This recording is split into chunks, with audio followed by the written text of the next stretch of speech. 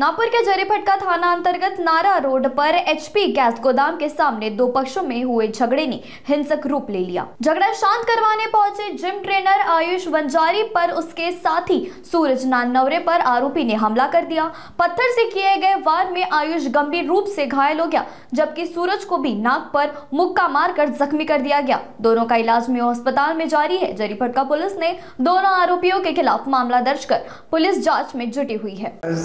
14/11/2025 रोजी रात्री 11 ते 11:30 दरम्यान घटना अशी आहे की नारागाव रोडवरती एक मराठा सावजी हॉटेल आहे। त्या ठिकाणी त्यांचं संतू हरियाणी, त्याचा भाऊ युवराज हरवानी त्या ठिकाणी हॉटेल आहे।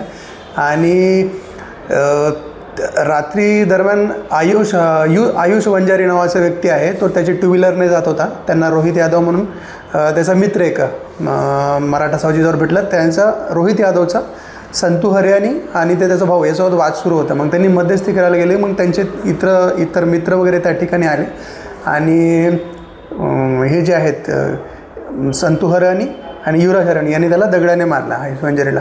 आणि मग त्या दरम्यान पोलीस आली।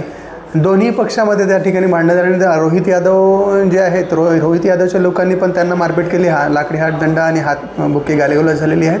आणि दुसरा भाऊ संतू हरियाणी, त्या युवराज हरियाणी यालाही मारपीट झालेली आहे।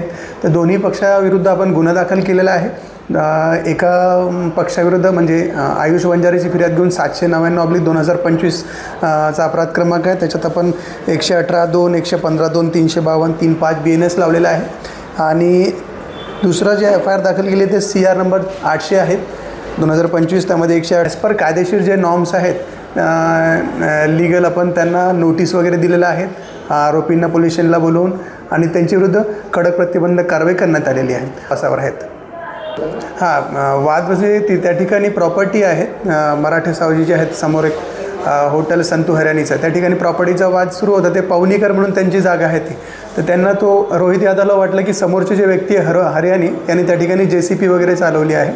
तिथून रोहित यादव आला त्या ठिकाणी आणि त्या ठिकाणी तुम्ही JCB का चालवली, तिथून तो वाद क्रिएट झाला। आणि मग पुढे प्रॉपर्टीच्या वादावरून मग नंतर यांचे भांडणं झाले, मारपीट झाली। दोन्ही पक्षाविरुद्ध कारवाई करण्यात आलेली आहे, गुन्हे दाखल आहेत आणि त्यांना व्यवस्थित कायदेशीररित्या ॲज पर लॉ नोटीस पण बजावण्यात आलेले आहे। कडक प्रतिबंधक कारवाई करण्यात आली आहे।